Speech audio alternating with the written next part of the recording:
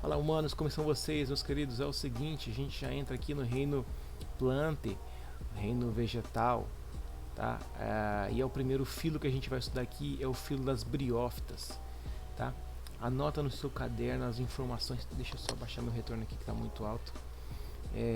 Anota no seu caderno as informações, são importantes, tá? Para você poder de fato consolidar esse conteúdo aí na sua mente, tudo bem? Então bora lá.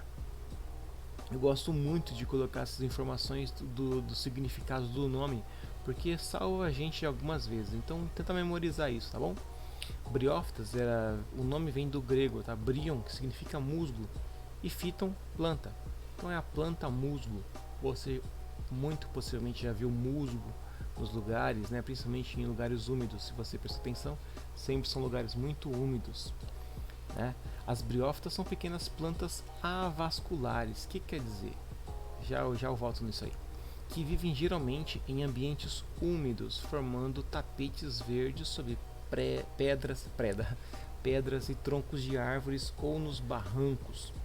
Os musgos e as hepáticas são as mais conhecidas desse grupo de plantas. Essas plantas não possuem sementes. Então, uma parte importante é o seguinte: essas plantas são avasculares. O que quer dizer isso? Elas significa não tem vasos condutores de seiva, tá? Não tem xilema nem floema, que são o nome típico de outras plantas, né? Dos vasos. Elas não fazem, não mandam a água, os sais minerais do solo até a ponta da planta por vasos, tá? Semelhante, por exemplo, aos nossas veias e artérias, tá? Essas plantas não têm, tá? E é por isso que são chamadas de plantas avasculares. São o único filo, tá? Que a gente estuda que são plantas avasculares. Depois, semana que vem para diante, a gente vai ver só plantas vasculares, tá bom?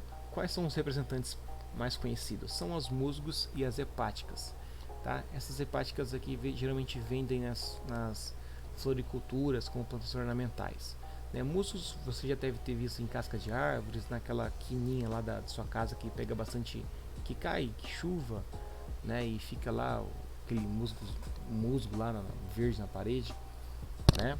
Geralmente em lugares muito úmidos. E elas não possuem sementes, tá? São plantas que não possuem sementes.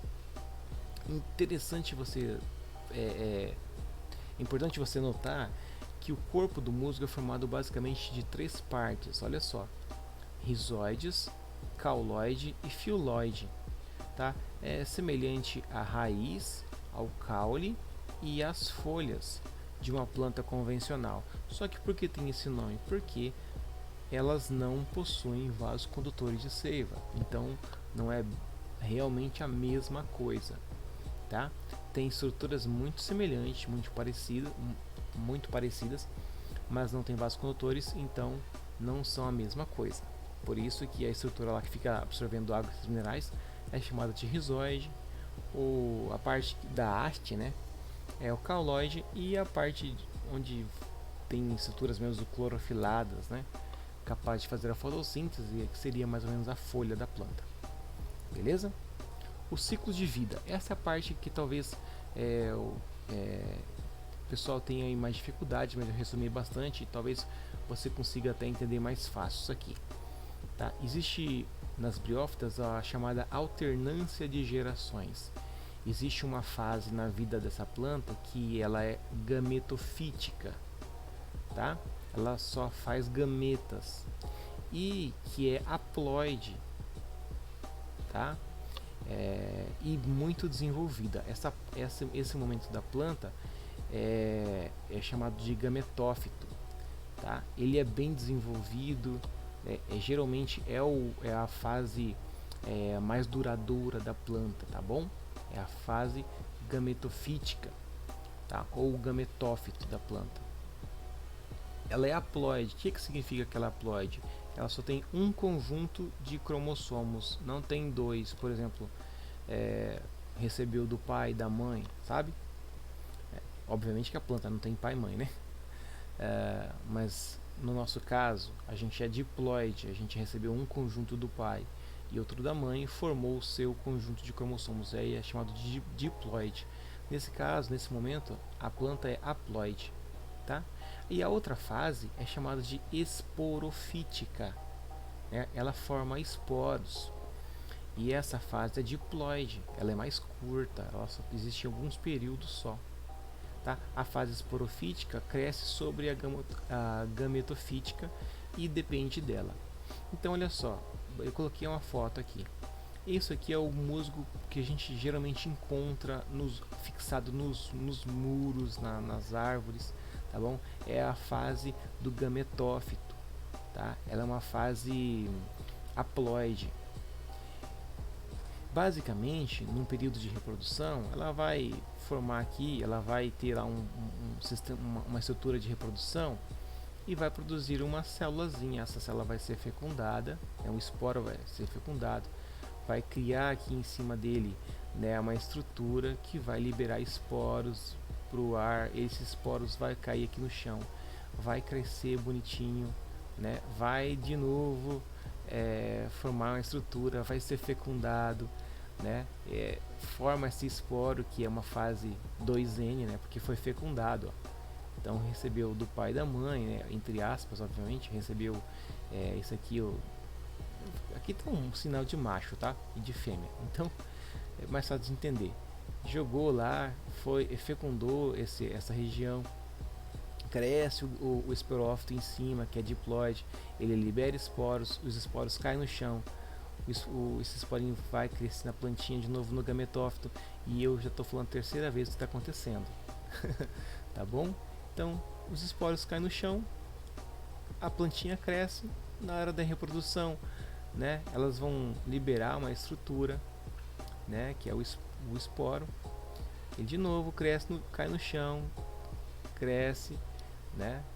Ele vai ter esse momento de fecundação, né? E de liberar esporos que vai em outro lugar, vai crescer, né? E assim por diante. Então são fases, são alternâncias de gerações, né? Com a parte do gametófito muito mais duradoura e mais visível, que é aquilo que a gente encontra no muro, tá bom? Com mais facilidade. Esse esporófito é mais difícil de ser encontrado. Tá bom? Eu basicamente coloquei aqui um outro quadrinho para você também pensar, mas eu já citei a mesma coisa, tá bom? Os esporos são eliminados, né? Eles caem nas regiões, né, de reprodução, né? E assim por diante, todo o sistema ele acontece. Basicamente, né? São plantas avasculares que não possuem tecidos condutores de seiva. As estruturas, por não terem vasos condutores, recebem outros nomes, né? A gente já falou sobre isso. Nas briófitas ocorre a alternância de gerações. A reprodução pode ser assexuada ou sexuada, tá? A maioria das briófitas é dioica, ou seja, há plantas femininas e masculinas. Mas pode haver espécies monóicas, ou seja, aquelas que são hermafroditas. A maioria tem macho e fêmea, né? Feminina e masculina. É preciso que haja água para que aconteça a reprodução, tá? É essencial. As briófitas não podem ficar muito tempo longe da água. Tem algumas que vivem em ambientes um pouco mais secos, mas a maioria, cara, é importante para a sua vida, mas agora em relação à reprodução é essencial que exista água, tá? O que acontece durante uma chuva ou quando caem respingos de água sobre uma pedra, por exemplo. Elas habitam preferencialmente ambientes terrestres úmidos e geralmente são de pequeno porte, com cerca de 5 centímetros de altura, mas algumas espécies podem chegar a 40 centímetros.